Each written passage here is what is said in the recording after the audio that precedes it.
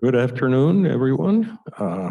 We are now in session for a regular work session this Wednesday, 15th of February. On our agenda, we have a few things going. At 2 o'clock, though, we have an executive session which should take no more than 15 minutes. Famous last words. And we will do a recess at 2 o'clock, take care of that, and then we can come back here. Both Commissioner Dahl and I are here for you. So take advantage of that. I had heard somebody was having trouble trying to access us. I hope that got taken care of. Commissioner Dahl is going to be talking to us about a resolution he'd like to present, and that's going to be on this Second Amendment. Toward the end of this session this afternoon, we have our IT director will come to speak to us on an item. For the moment, though, let's proceed, Mr. Dahl. Okay. What I wanted to present, and basically I want to update our resolution on the Second Amendment for Cowlitz County. I totally agree with Commissioner Mortensen that we shouldn't even have to address these things. It's written in the Constitution and it should be followed and done, but it isn't. And sometimes I think we just need to take a little stronger voice and voice our opinion on this. So we have one currently on the books, resolution 19-008 that really came out of initiative I-1639. And I don't even remember the year that happened. But the whole resolution really revolves around I-1639. So I wanted to broaden it a little bit. And this one, initial one was really on, the Second Amendment rights in the Constitution. Well, I broadened that a little bit in what I'm presenting or would like to present at a regular meeting and see if we move forward with it. Is as you've watched our legislative body work, it more and more every time a gun restriction comes in, it really gets broader as to what they can do or what they feel they have the right to do. So this amendment I'm proposing not only includes the Second Amendment that was adopted in 1791, but it also talks about the Fourth Amendment with the right of people to be secure in their homes, in their persons, houses, papers, and effects. And it also talks about the 14th Amendment, where no state shall make or enforce any law that shall abridge privileges or immunities of citizens of the United States. So the first three sections all talk about what is in our Constitution. The Second Amendment, Fourth Amendment, and the 14th. The middle three actually cite case law that has been adjudicated and basically says you have these rights. And it's a case law, Supreme Court, District of Columbia versus Heller, Supreme Court, McDonald versus City of Chicago, and Supreme Court versus Miller. And those were all adjudicated, and they refer to actually the Second and the Fourth and the 14th, the rights of citizens in those.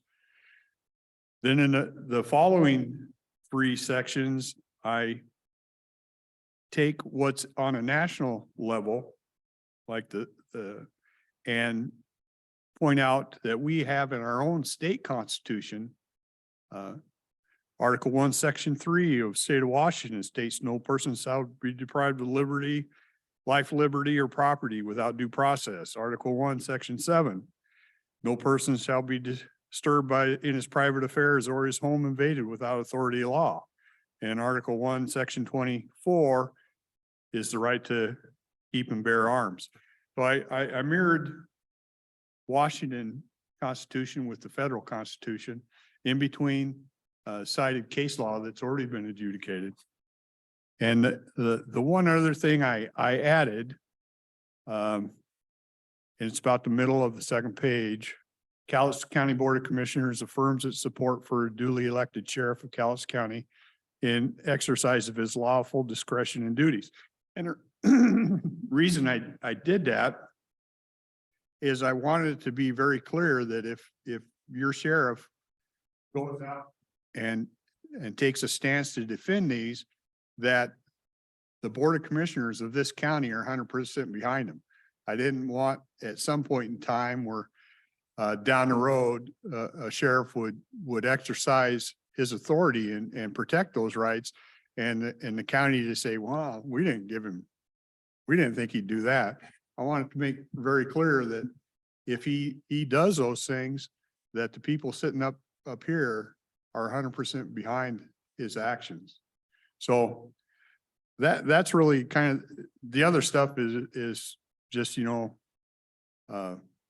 kind of mirrors some of that, what we already have. But I thought it was important, as I've seen these laws come through and they just keep infringing out farther and farther, that it was more than just Second Amendment. They're encroaching on Fourth and 14th, and that we need to say it's not okay.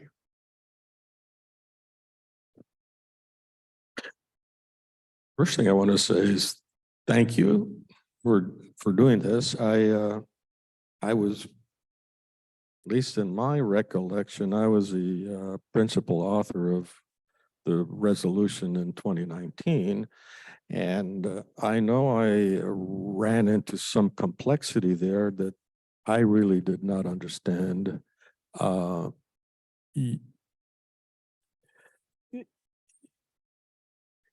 I think I tried to put more teeth in there and I was pulled back.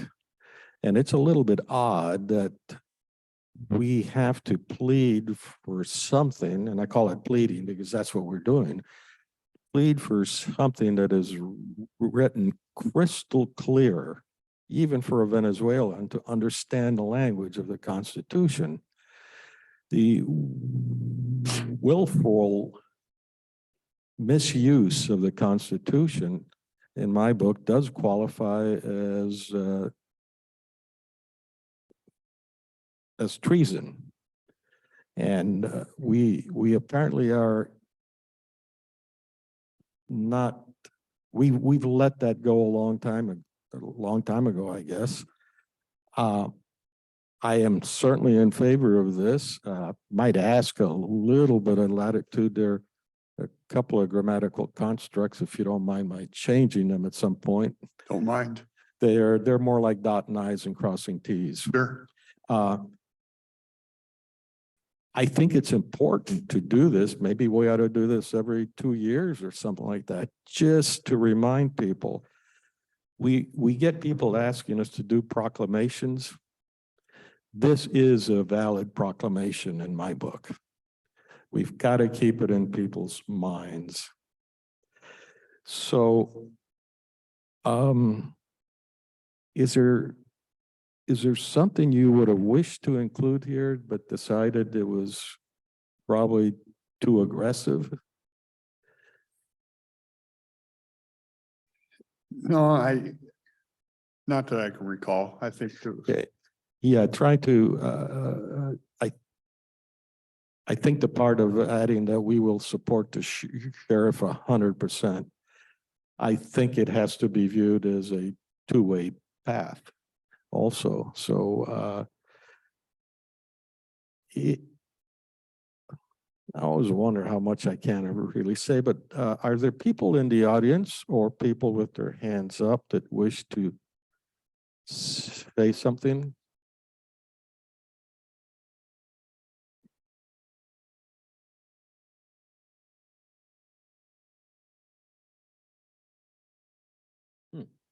I don't see anybody.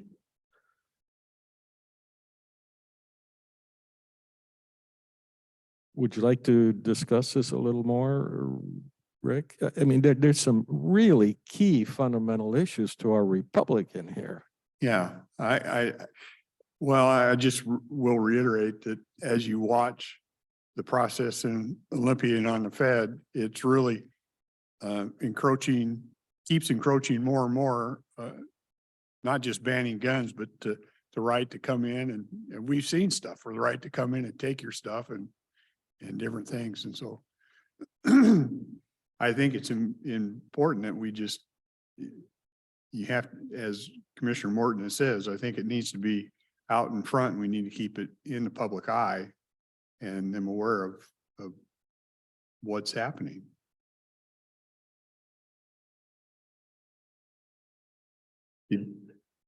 I wonder, is the sheriff on?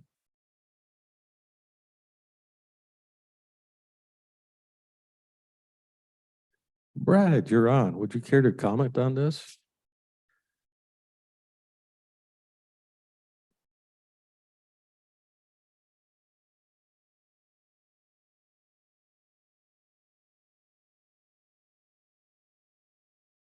You're, Oh, yeah. can you hear me now? I just logged in, so I have no idea what's going on, what you're talking about. Perfect. We got you right where you want. We want you. Just say yes. So, Okay. So we've lost your picture. What happened? Well, I shut the video off. Oh, so did you want to take it? Yeah, I can explain it again and before it ever came to a vote to make sure it got one over to Sheriff Thurman. But in what year did you say you did this? 19, 18? It was in 2019. 2019. The beginning of 2019, the end of 2018 was when I-1693 was active. Yeah. Yeah. We had a 16. resolution 39. on Second Amendment, and it really kind of revolved around when I-1639 was going through, Brad.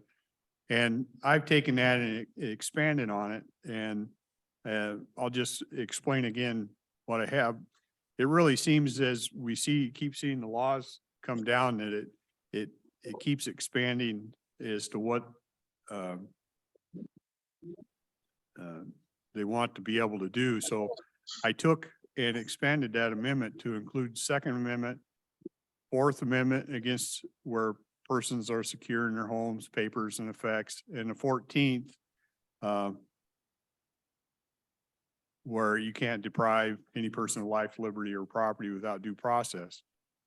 And then in the middle section, and I know you're going blind, you don't have a copy. I say 3 different case laws that relate to that were adjudicated in favor.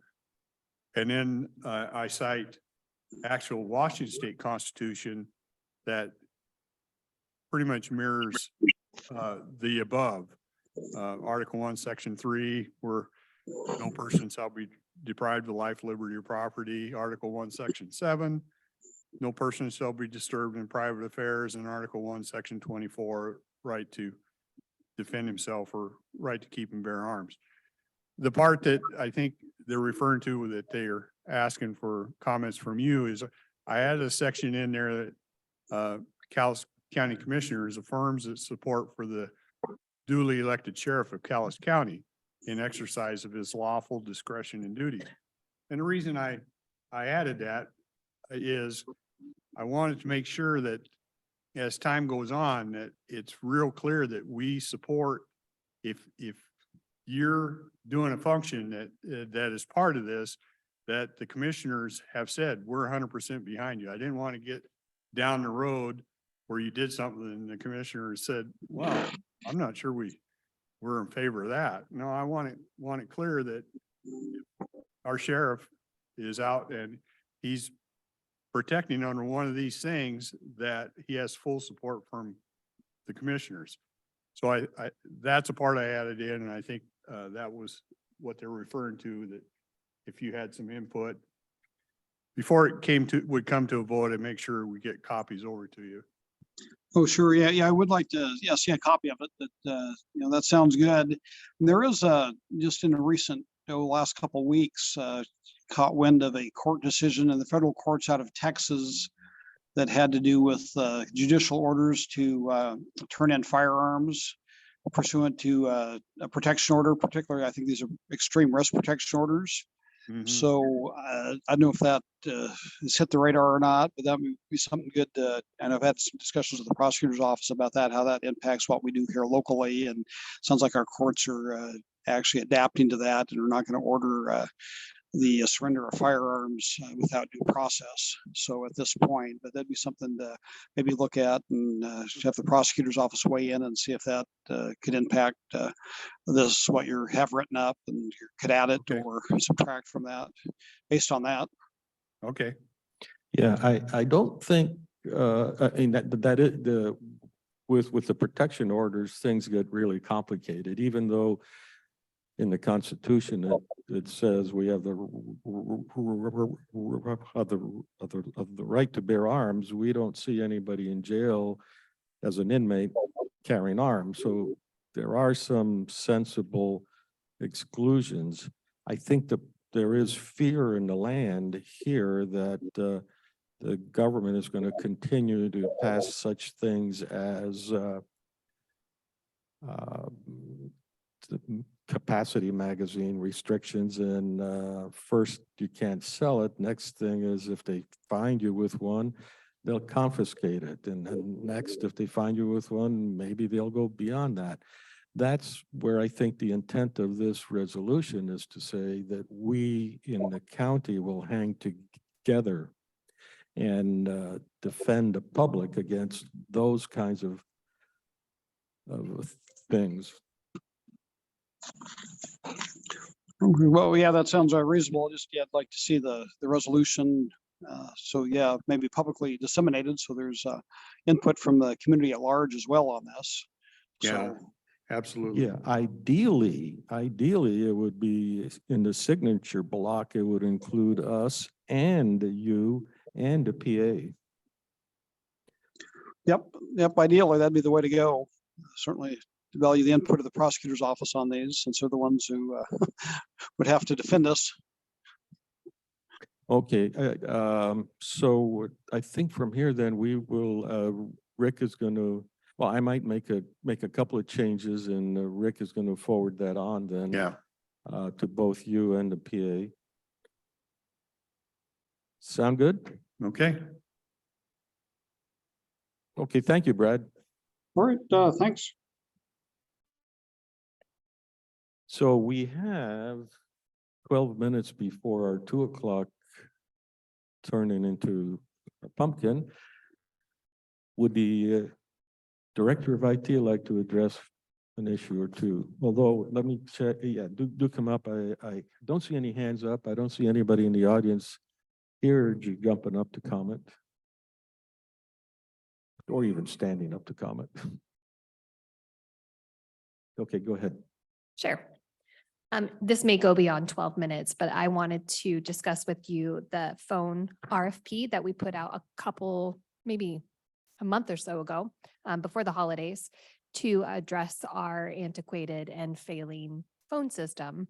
The background on this project is that we purchased Avaya gateways and phones and stuff like that in 2009 or 10. And we fully got it deployed, I want to say in 2018 prior to COVID. And it's already failing us. We don't have enough licenses. We have antiquated servers. We're still operating on 2008 servers. And we had a catastrophic fail yesterday where we couldn't manage phones yesterday. So what we did is we went out for an RFP back in 2021.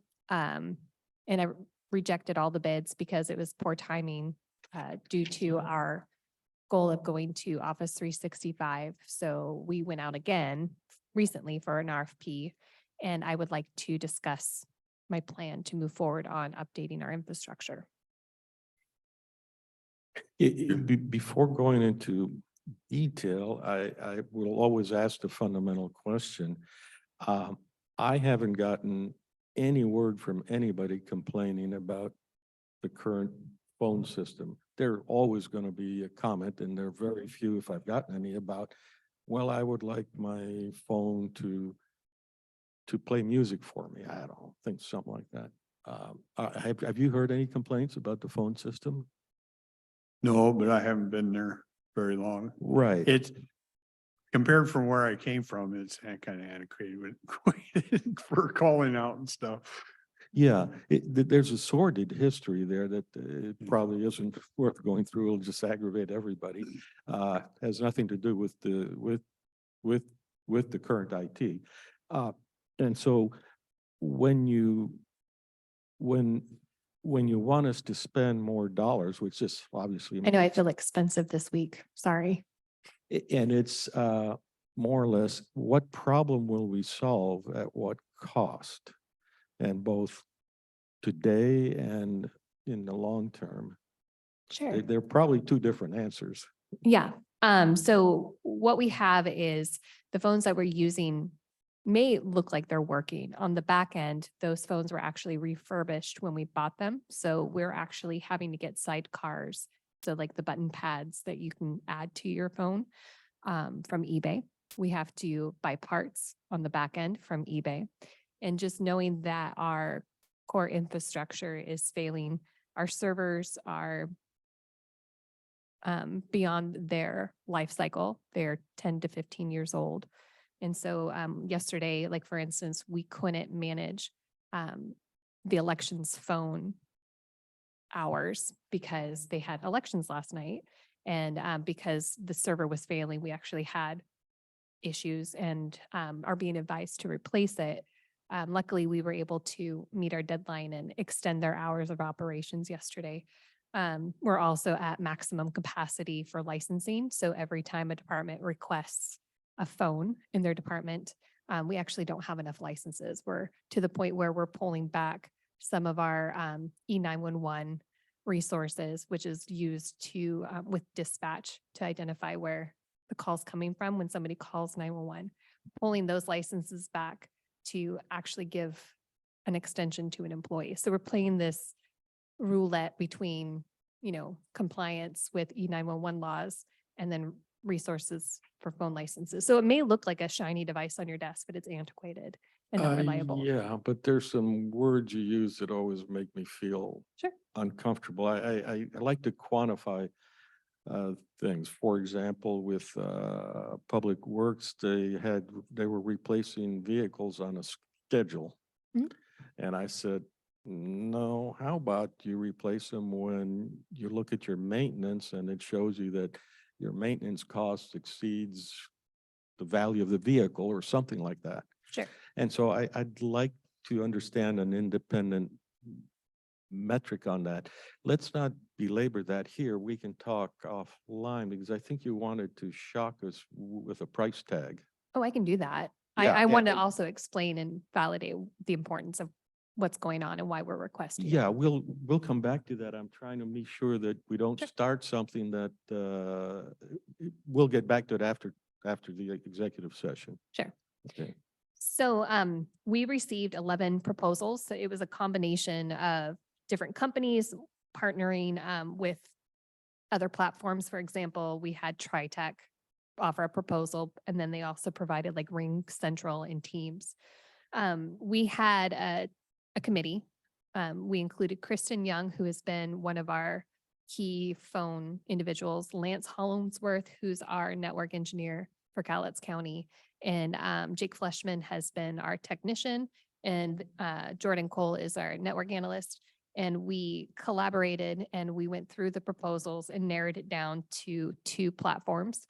It was between Avaya, who just is now declaring bankruptcy. We got a notification yesterday, so it's kind of hinting that we're not going in that direction. We are looking at going with a Cisco product. Lance Hollingsworth is a Cisco engineer, and Cisco products have a good reputation and they're longstanding. So we're looking at accepting the bid from Worldwide Technologies. And the number that we're looking at is $540,000. And that is including implementation and then 5-year licensing term for hardware. That and- includes, you said implementation? Mhm. So that includes the time of your staff to go around or some staff? to go No, this around? is their bid proposal. This is not including our cost to deploy the phones. They are going to build the infrastructure, so that's part of the proposal. And then the technicians would be the ones going out to the departments to install the phones. So Okay. that's not included in that number. Do you have any estimate of, now, a little bit in history that is before your time? It's even before my time, they had bought the current phone system and it took them 4 years, 5 years, 8, 10 years to. It was close to 7 years, yeah. Yeah, before they actually installed it. And by then it's like, here, you have your brand new computer from 1985. And it's like, oh, okay. And so my question is, when do you think, let's say everything goes your way, all the approval, when would a new phone system be and how much of your staff is going to have to be consumed in here? In regards to deployment schedule, my window has been that we would select the organization that we want to go with and that we would start our contracting negotiations and have that wrapped up in early June or early March. We are ending our support with our current platform ending in August of this year. So the goal is that we would have everything started. And within the bid document, I said everything had to be up and running by July 1st. Okay, it wouldn't be a repeat. And voice over IP, so all the connectivity is still at my desk, say. Mhm. Okay. Yeah, and the RFP included things in order for us to be compliant with other things, such as like the E911.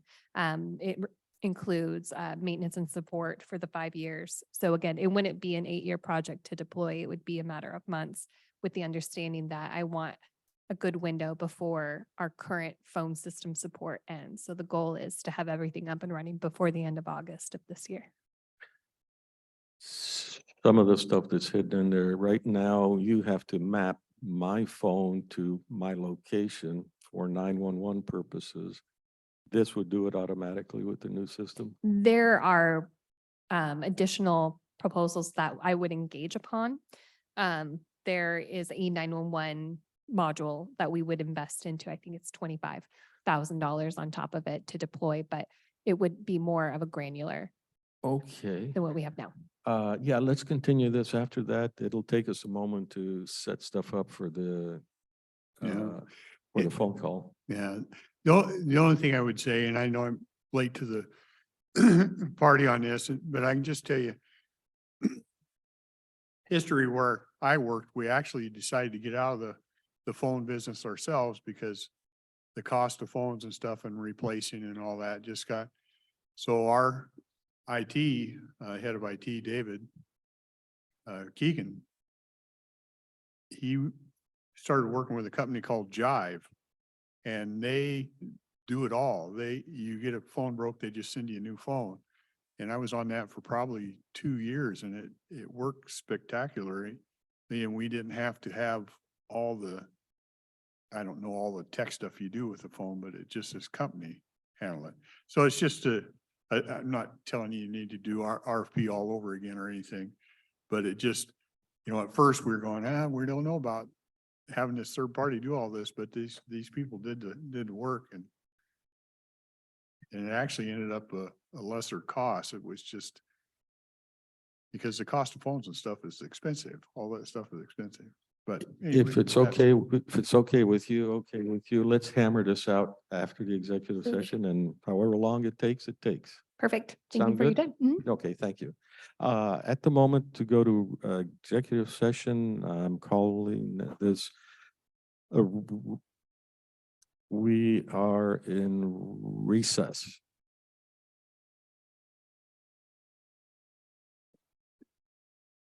Hello, we are back. It turns out that we have some it was difficult to make the connection. We will continue with our business now until we are alerted that the other party for the executive session is available. So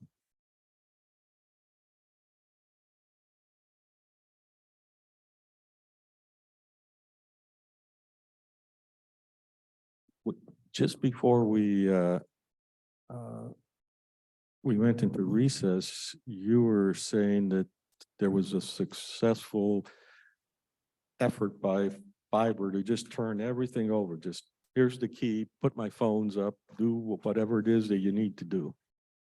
We do have one person in IT that manages that whenever there's an issue. And he can come out and he takes care of it with the company if need be, but it's pretty rare.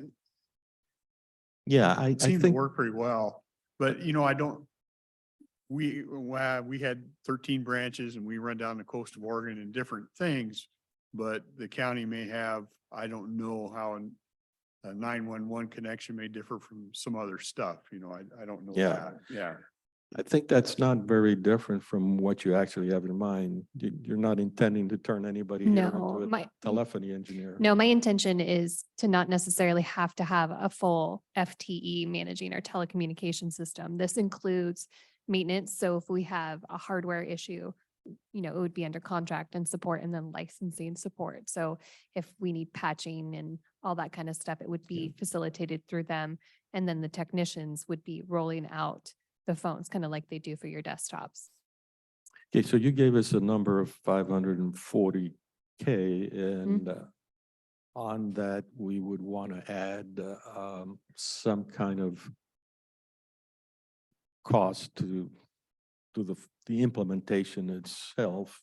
That's included. The things that are not included are additional modules, like they have features for the E911 location management. Oh, yeah, but wait. Okay, so I'm thinking that you're not going to have people having to go to every office and replace the phones? No, we will have our technicians. Okay, so deploy that's them. not free. I'm just saying there is. Yes, I Okay, agree with you. There's some additional costs, but it's probably minor. I'm looking for you to say, yes, it's minor, or it's not. I can bring Bob up here. He would be more of the technician perspective. We'll dig down maybe a little Can. bit more for the moment. Tell me what the salient features of this in the sense of how many phones, and you said it's a 3-year. 5-year. 5-year maintenance is included in that price, or there's an annual fee on top of that? No, it's my understanding, or the way that the proposal's written and what we were asking for is a 5-year projected cost, including the implementation, things that are considered. Oh, wait. When you use words like projected, I feel like it's not that solid base. It may be a little sandy. Okay, I misspoke. So this is a 5-year proposal, which includes the implementation and then the 5-year. And over the next 5 years, barring us trying to add more phones or something like that, we have no other costs. Besides like buying hardware, correct? So Sure. if we wanted to acquire more phones, this system has the capability of a 20% expansion. Like right now, we cannot expand. I'm trying to flip through the proposal because I had that dog-eared. But it allows us for growth. So we can go up to, I believe, 1,000 devices. Right now, it's going to be implemented, I think around 700. Okay, and the reason I'm harping on it because it would be unusual that in addition to an upfront cost, you don't have an annual escalation of an annual maintenance fee. It's all inclusive. All 5 years. That is the way that it's proposed, yes. We'll take it. The thing that I want to articulate though is there's features that I would like to also invest in. For instance, there's electronic faxing. So getting away from analog lines where we can. There's Oh, wait. Okay, so you're saying in addition to this, that would get us to where we are today yes. with reliability. New features are extra now. We would get new features because again, we're on a system from 2008, Right. 2009. So Okay. I mean, for us, it would be new features, but it's part of the plan. Things that I would also like to invest in is like the electronic faxing, again, to get away from the cost of consuming a license for analog lines. And then there's the module for like the E911 location management services that I would like to include. That one is $8,000 per year. How much was that? $8,000 for the first year, and then for the years following, so years 2 through 5 would be $3,600 That is, as an additional annual cost. that's 911. The e-location management services. And that includes like the soft client, direct inward dialing, tracking, and location systems.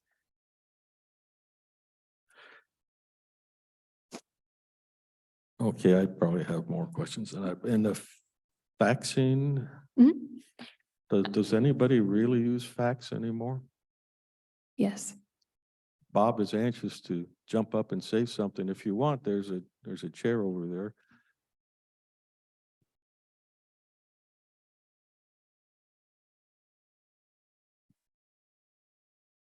It's unusual at this end of the mic, but one of the things that we had happen here most recently is during the last elections, we had the fax line fail over an election, so they could not receive ballots from soldiers stationed overseas. A fax server like what is being proposed for the Cisco system, what that does is that gets rid of the fax lines completely and puts it over IP, just like a regular. So they would be able to fax that in, it would go into the fax server, and then it'd be able to send out to email to the various departments. It's not a situation where you just get a fax in. You're able to integrate the fax systems into the email systems. In fact, this system as well also allows you to integrate the voicemail into the email systems. For instance, when you would go to answer your email, you'd be able to see a WAV file in your email, and you'd just be able to play that. If you want to listen to it, if you want to forward it to somebody, you can process it just like email, which is something we can't do with our current system. Does that make sense? Oh, yeah, it does. I've worked on telephony systems almost all my adult life, and I was always marveled by the requests for features that fewer than 1% of the people ever used, and that drove complexity. And so I was just trying, I'm not saying that's what we have here. I'm just trying to assess in my mind, is that what I believe? Business-wise, faxes are typically not my cup of tea, because I would really like most of our stuff to be on the link encrypted, but fax has no default encryption on it. And so, and it's pretty easy to decode it, so. I would concur that would be the ideal method. However, realistically, the world we're living in, people are still doing businesses via fax. Yeah, I'm not opposed to being a little draconian here and saying, I don't care if you don't do fax. That's, if you do fax, we don't do fax. We're the customer. Except when it comes to the elections, then we're on the other foot, where we have to figure out what kind of issue we have. And certainly I would want to ask for the legal team to involve here. Clearly, we are not equipped here to take everything at elections, but we have to take as much as we possibly can. So I don't know whether this issue fits in there, but you didn't tell me a price on that one. That one is a flat fee for 21 lines is $25,674. That's just an upfront cost and that's it? That's how it's proposed. 25, I call it 26K. Yeah, I would right? just say 26,000 Yeah, for easy math. and that's for fax. The electronic faxing. Yeah, and the side benefit of, you mentioned you'll play WAV files, so Well, that's a part of the voicemail, not the fax system. The fax, you get an attachment. a Right. Graphic you- attachment. But to you the sort of emails. hint, so you weren't trying to tie those two together. That's just another That, feature. the part of the normal system that's being proposed is for the email being attached in WAV files. The fax system servers that are also being proposed as an addition, they would have a graphics file attached to the email. Okay. By the way, Rick, I'm not trying to cut you out and monopolize. I am monopolizing, but feel free completely to interrupt. No, you're Okay. fine. So,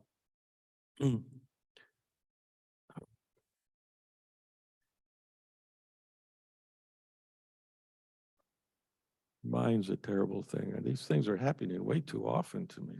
Same here. Oh, that's very kind of you. Um,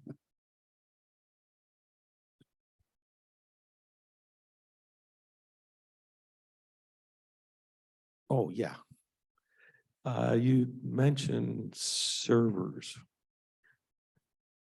So within this 540K, we're gonna find new hardware, Correct. which back in the old days would have been whatever the proprietary hardware was from the manufacturer.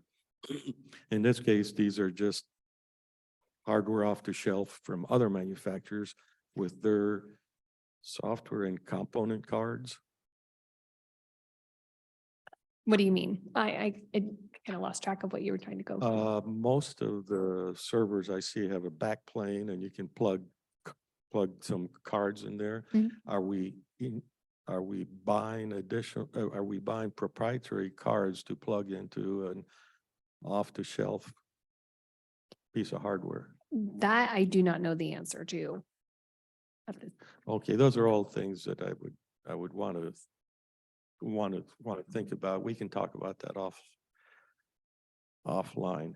And then, do you have an estimate of the cost we currently suffer for staying on the phone system that we're on? So some of the numbers that I have are a little dated. There has been calculation from previous management that we've spent around $101,000 of staff time for the deployment and management of our current phone system.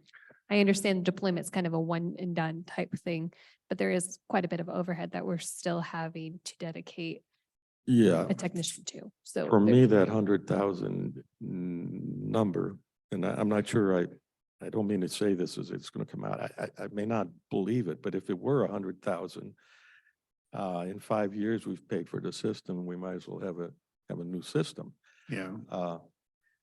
So you're telling me that year in and year out, your aggregated staff time that is focused completely on the phones is about 100,000 a year. For instance, Kristen Young almost was solely dedicated to managing our phone system, and Jake Fleshman has stepped in with her going over to the health department. And so a good chunk of his time is managing, rebooting gateways and taking things and trying Okay. to manage those. So I don't know exactly how much of his FTE as a technician goes to supporting departments versus the phone system. So I can't give you an exact number right now beyond what was provided before. Some more questions, Rick? You're much more savvy on the tech stuff than I am. Right now, it looks to me like it's mostly going to be a trade-off of the costs. And the way I look at things is at first we assume that the functionality is all the same, and then we look at the costs. If they're about the same, then it's a no-brainer. You go for the new stuff. But it just spiral or step functions on how you can arrive at an answer, because that's a fair chunk of money. Yeah. Just out of curiosity, do you remember what we paid for the last system? For the last system, The I know that with renewing, like with Converge One, who is a partner of Avaya, we just spent like $60,000 just to get our licensing trued up for a year. So I mean, Yeah. even that alone, I mean, it's essentially, So we're Right hooked up with, front. we're hooked with Avaya right now? yes, The one you said is filing for bankruptcy? yes. Hmm. Which we didn't know that when we made our Yeah. decision on who we wanted to go with. It's just kind of sprinkling on the cake. Yeah. Hmm.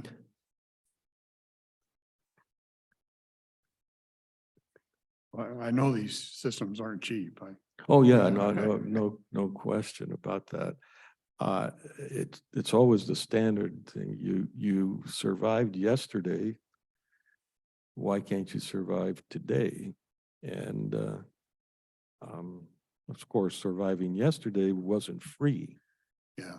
And then Yeah. what did we depreciate them out for? Because I know the technology changes, like we started going to on some stuff, 3-year depreciation because the technology changed. So what do you Yeah. expect to get out of this thing? How many years? I would say at least 5 Yeah. for our core infrastructure. Yeah. And do you have an estimate of what it'll cost you to maintain this? So we had 100,000 for old system. How much for a new system? So based off of what and how it was proposed, like I said, the technicians would still be managing what they do today in the sense of like deploying phones. Like we hire a new employee, we set it up at their desk. Yeah, if But- you could snow me with, and I don't mean that in a pejorative way, you could lose me with trying to do a low level thing. I'm saying, I trust you to give me an apples to apples. We spend 100,000, whatever you factored into there, to keep the phones up, factor all that into the new estimate and tell me what that number is. I would have to probably defer more to what Jake's been doing, and what Kristen had been doing. Kristen was pretty much FTE 100% on telecommunications, and I would foresee that that would cut down to half at Okay. least. I So, don't think we need a full-time employee managing Yeah. a phone system. I'm typically not uncomfortable with with an estimate that's the best guess. Let's see,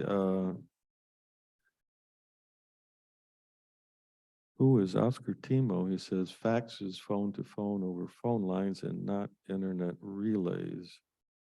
Whatever that means. Uh,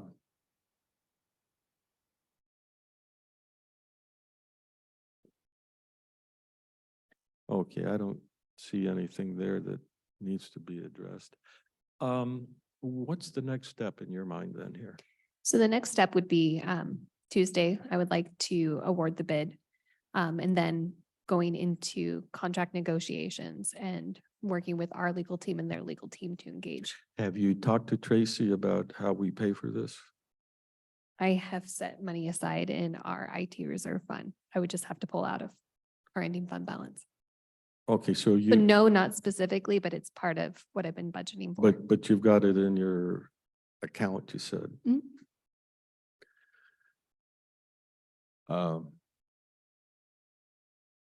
I think I could end up quibbling about 5%, and that would be a waste of your time and everybody's time. So Yeah. I'm okay with it. Are you? I'm okay with it. I know these things are expensive and they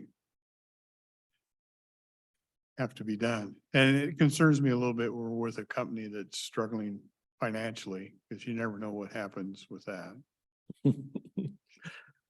There's always the old Campbell soup cans. Yeah. Elaine Campbell will Yeah. supply us the Campbell cans. Yeah. The thing that bothers me So- most though is that we're having a failing system and it's been antiquated when it started. And we're to the point where it's failing us and we don't know when the ticking time bomb is going to actually. So if you're coming in on Tuesday, and is it going to include these two that you are asking about? Because then you're going to be close to about 600,000, it looks like to me, okay? And then I would, as Arn had mentioned, may have some estimates on what it would save you in labor costs or whatever it is Okay. on this new system, just so the public can see, yeah, it's a big ticket we're gonna save here. Uh, Yeah. yeah, I mean, you're gonna save time there. You're not gonna save wage because they'll use their wage on other things. Well, you know but what they say about time. Yeah, Bob? If I could add something. Our current situation is we have the obsolete Avaya gateways that maintain our phones, the phone servers. With Avaya going out of business, there are no longer going to be spare parts for that. So once it fails, we may not be able to get it back up. That's one of our key risks here.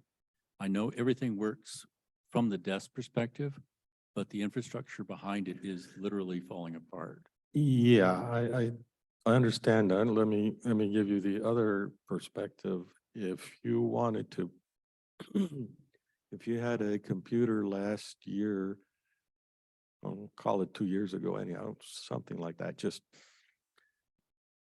let me not be cute. The point is that with electronics, every time you delay a purchase because you can get by with what you got, it means that the next time you purchase, typically you'll get more bang for your buck.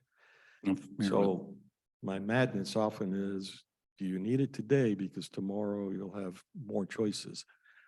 Does this apply in an environment that we have now where the supply chain is messed up, where inflation is messed up? I don't know. I don't like those, and it's really hard for us to factor in it. yeah.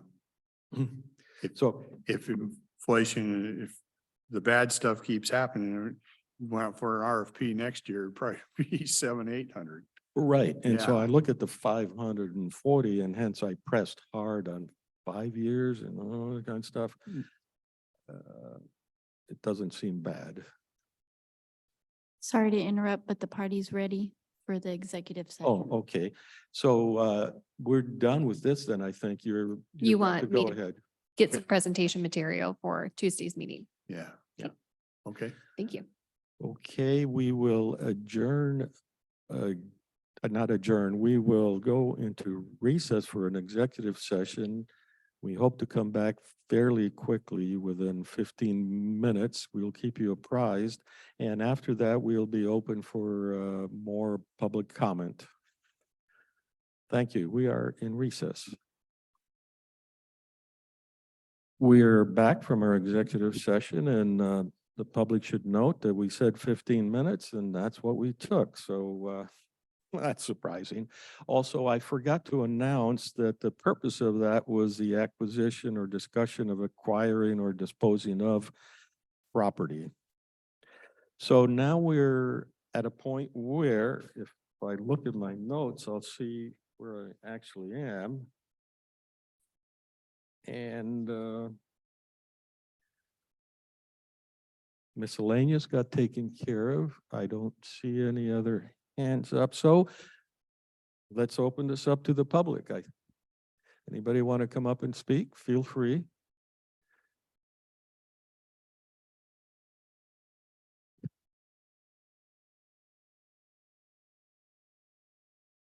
Good afternoon, commissioners. Just not my main comment I wanted to make, but I just would say it would be awesome if these meetings were at other times. It's really challenging for working people to make it to these sessions. So anything that you could do to maybe look at evening meetings or other ways to make the commissioners available to the public would be amazing. Wait, on that, when I first came on board 6 years ago, I tried that, and I was told, sure, we'll cooperate with you, but we've tried that in the past and it makes no difference. And the answer was, after experience, was pretty much the same. But are you thinking that you'd want to go a night session, or do you have a recommendation?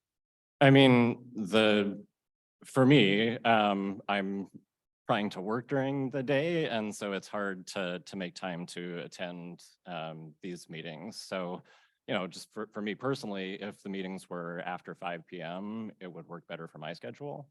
And I assume there are a lot of working people that work kind of typical business hours that would, not Oh, saying yeah, they would all yeah. flood here and show up necessarily. Yeah.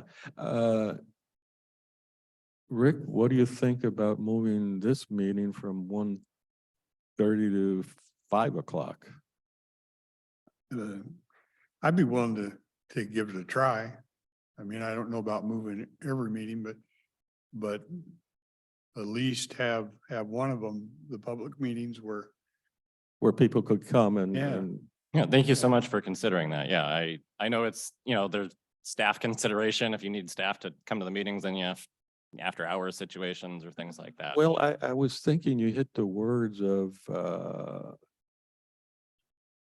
maybe we don't necessarily, sometimes we're not sure what it is we need to do here. Like today, we had a staff that wanted something on the Tuesday agenda, and they knew that it would probably not be a good thing to put it on the Tuesday agenda without having some kind of prior briefing.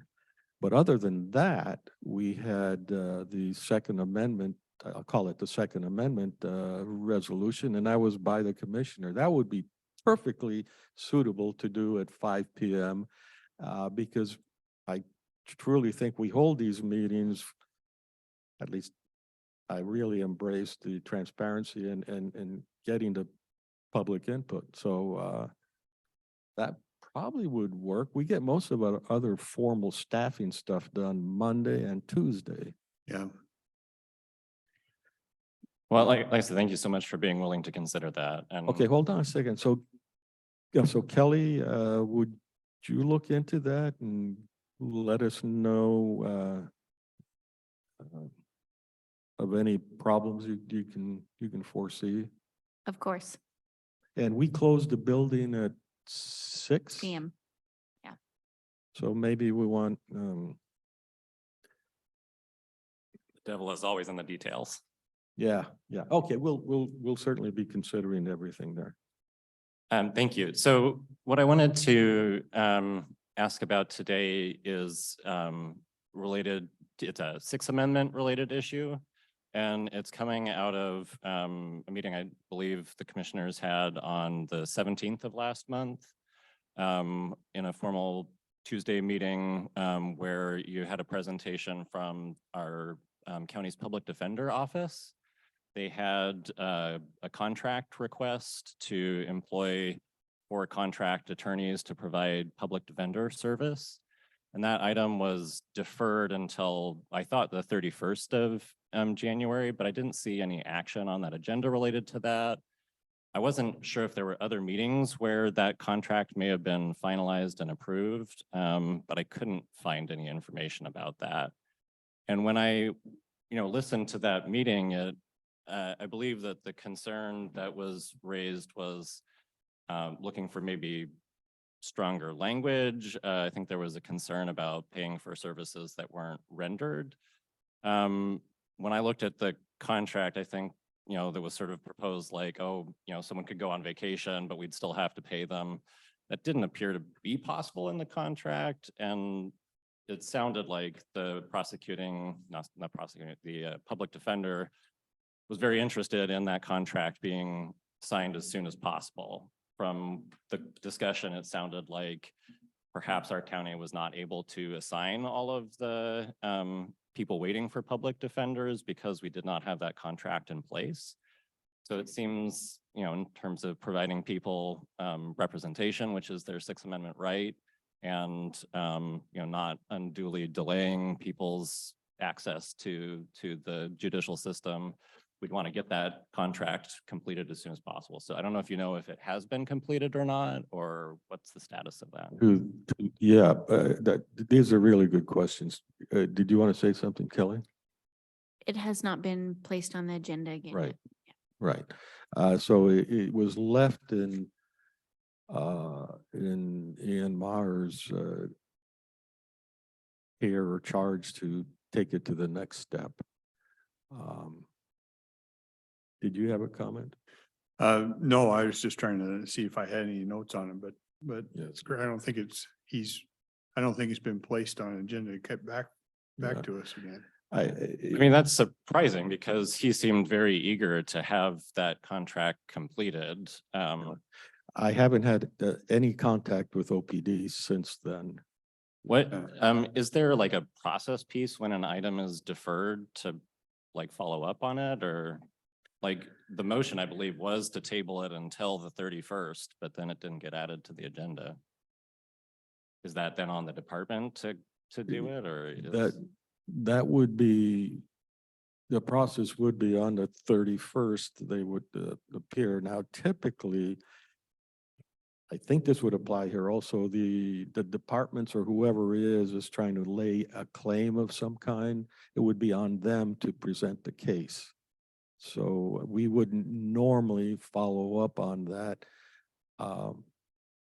Maybe we should. I don't know. My biggest complaint is the other way around. Departments show up at the last minute and expect us to comment or entertain some significant changes. What you saw here today was the way it really should be. Now it's this phone thing has been going along for a long time, so it wasn't the preparation here is important is all I'm saying, and she wouldn't let us go without that. So I expect that from other departments. Yeah, no, I mean, my understanding is for the formal Tuesday meetings, you're trying to, the business should be ready to conduct and all of the questions should be answered at Right. that point in time. Well, except I I personally don't like that because there are times when the audience wants to say something and it has a bearing on the matter. And I look at public hearing in a more expanded sense. It isn't just us telling you what we're going to do. It's us telling you what we think we're going to do. Mhm. No, I can appreciate, the need for discussion and the ability of citizens to comment. I think that's an important part of the process for sure. I just know that there's a lot of different areas of business that the county is responsible. So in some way, it's beneficial to keep all of the things moving forward. If there is some structure, formality, or whatever you have, you're able to take action on those things. So for this issue, do you guys have an expectation of how to resolve that and get those services available to people who need public defender services? Do you know the engineering term of a noisy channel? So with a phone system, the cellular phone system, there are all kind of radio waves out there, and you have to work really hard to get the signal that is pertinent to your phone call. So I'm making that analogy because we have really a noisy channel. We get input from all over the place, and it's very tough to sort of filter out what the real requirements are. You heard me here ask today, why is it that we need a new phone system? And there are some perfunctory responses that we get for other things, like the state says that we need to have this many lawyers for these many cases, or vice versa, however that works. And the problem with that is it's so ill-defined, it lends itself to abuse. And what I want out of our legal system is something to be a little bit more responsive. You haven't been in some of the pretty detailed discussions. I know I have had one-on-one with the judges, and all of us, and probably in some way, have had discussions. And I could talk a lot about that. I am much more concerned about the Sixth Amendment and the delay of meeting out the justice, or having a resolution, than I think most other people are, because they say, well, these other things are important too. And I'm like, really? That's a person out there just hanging by a string, and you want to stand behind a mask or whatever it is. And I'm not a happy camper over that. Yeah, it just seemed in this case, I know that the director of the public defender department had to step out of court to be able to make the meeting time. And it sounded like he had a lot of urgency in getting that contract completed. For the testimony I heard, sounded like there was a pretty compelling need for that and probably would get more than the 120 cases that were kind of the floor of those. There was more need than was in the contract. So to have those, those 4 people that could be taking cases over the past month, not able to provide those services seems like kind of a long delay. Yeah, one of the decisions we have to make as a board, and actually everyone has to make, is how much will you be allowed to be blackmailed or pressed? And I don't mean that in the nasty sense of the word, just to think about the number of people like I who are viscerally opposed to wars, hopefully that came out, wars, but yet we have to pay our taxes that are used to kill people. And I'm like, I don't want to do that, but I don't have any choice if I want to continue doing something else. And it's the same case here. How much can we push to get the right thing to happen and not violate something else? And that's a judgment call. So my understanding is that it's on the public defender's office to bring that back to the commissioners. That is correct. Would you agree? Yeah, you're, most of the times, you're right, when we delay or they say they'll be back, we usually set the date that we'd like to see it back, and it's usually here. So you're right in the sense that I don't know that we actually follow up if they decide not to show. We don't. And in Ian's defense, he probably is pretty strapped for his own time since he defends people also. Especially if he didn't have the additional defenders he was expecting to have. Correct. But typically I would get a phone call. It's not like you tell somebody no and they say, oh, okay. No, he seemed very willing to make the changes Yeah. you had asked for. I just was. He was rather surprised, I think, that there is a general feeling in the public that is a lack of confidence in the judicial system. This is one piece of it where justice delayed is no justice. Okay, thank you very much for answering my questions. Thank you.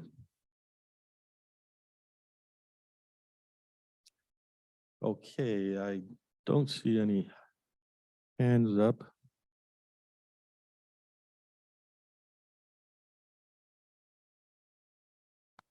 There's a statement that is correct that when any motion is tabled to a specific date, it should be addressed on that date. That is correct. We will strive to do that. We agree.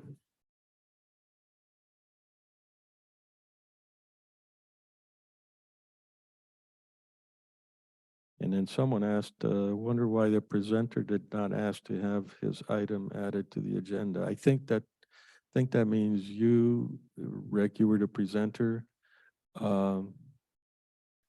This is different than the tabling. We didn't table anything. There was no motion made, no. It was a discussion, and there was a process in there. I think it's very important to let the process do it best it can. Getting the sheriff and the PA to be actively involved in that would be a great asset. Then, of course, there's Arn's grammatical adjustments. You're supposed to laugh, Rick.